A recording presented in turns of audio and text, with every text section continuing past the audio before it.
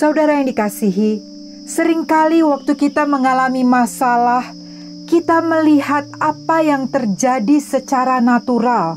Di sini firman Tuhan menceritakan bagaimana waktu murid-murid Yesus melihat masalah datang, mereka melihat hari sudah malam, orang banyak mulai lapar, tidak ada kedai makanan yang di dekat mereka.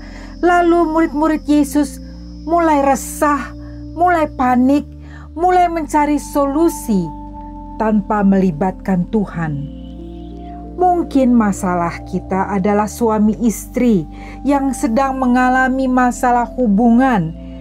Mudah untuk melihat atau menunjuk kesalahan daripada suami ataupun istri. Kita melihat secara natural, secara jasmani. Bagaimana kita melihat secara rohani?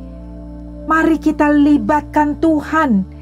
Bertanyalah kepada Tuhan, datanglah kepada Tuhan, dan tanya, Tuhan, apa yang sedang Kau lakukan dalam hidupku? Atau mungkin saudara sedang mengalami masalah tentang pekerjaan. Saudara kehilangan pekerjaan. Mungkin saudara saat ini panik. Mungkin saudara ini saat ini sedang dalam ketakutan. Tapi mari kita libatkan Tuhan. Tanya kepada Tuhan. Minta tuntunan daripada Tuhan. Karena Tuhan adalah Tuhan yang mempunyai segalanya. Dia mempunyai segala hikmat. Dia mempunyai segala jawaban. Untuk itu saudara, hari ini kita melihat 3 poin singkat. Dan poin itu yang pertama adalah bangunlah hubungan intim dengan Tuhan. Yesus di sini tidak berbicara mengarahkan orang banyak, tetapi Yesus berbicara kepada murid-muridnya. Yesus memberi arahan kepada murid-muridnya untuk apa yang harus mereka lakukan. Yesus minta kepada murid-muridnya untuk membawa apa yang kurang, apa yang sedikit, bahkan apa yang kelihatannya tidak mungkin. Karena Yesus adalah sumber segalanya yang dapat melakukan segalanya. Murid-murid Yesus padahal sedang bersama-sama dengan Yesus, tetapi mereka masih mempunyai pandangan yang terbatas. Marilah setiap kita, murid-murid Yesus, senantiasa membangun hubungan yang intim dengan Tuhan, sehingga kita bisa mendengar arahan daripada Tuhan. Yesus tidak akan tinggal diam dengan orang-orang yang mengasihinya. Yesus pasti mengarahkan. Yesus pasti memberi tuntunan. Bahkan Yesus memimpin hidup kita. Murid-murid Yesus, anak-anak Yesus yang mengasihi Yesus, karena Yesus telah mengasihi kita terlebih dahulu.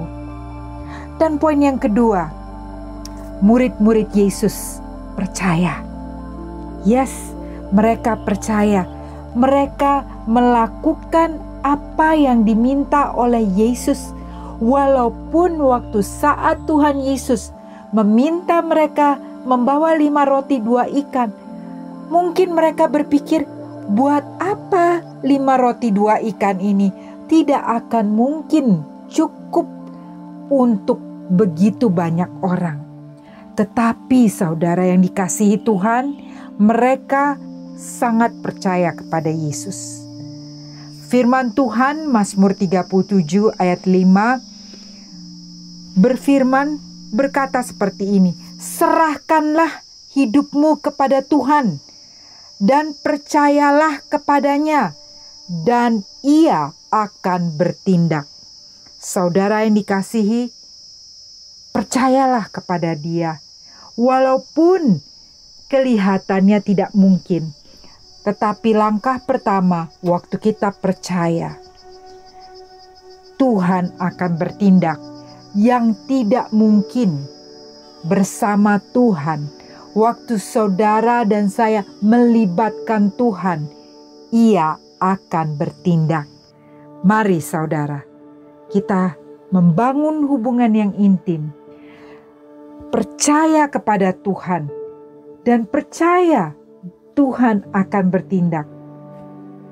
Firman Tuhan berjanji, Dia pasti bertindak. Dan yang terakhir, saudara yang dikasihi Tuhan, rencana kita, apapun yang terlihat di mata kita, baik itu berhasil ataupun tidak, ketahuilah bahwa semua ada di dalam kendali Tuhan. Roma 8 ayat 28, firman Tuhan berkata, kita tahu sekarang bahwa Allah turut bekerja dalam segala sesuatu untuk mendatangkan kebaikan bagi mereka yang mengasihi Dia, yaitu mereka yang terpanggil sesuai dengan rencana Allah. Saudara yang dikasihi Tuhan, Victorious People, Yesus dapat memberi apa yang kita butuhkan di saat-saat yang gelap sekalipun. Ataupun kalau saat ini kita masih melihat sesuatu itu gelap, percayalah Tuhan berperkara untuk mendatangkan kebaikan. Mari saudara, kuatkan hatimu di dalam Tuhan. Selalu percaya, tetap libatkan Tuhan, bangun keintiman dengan Tuhan.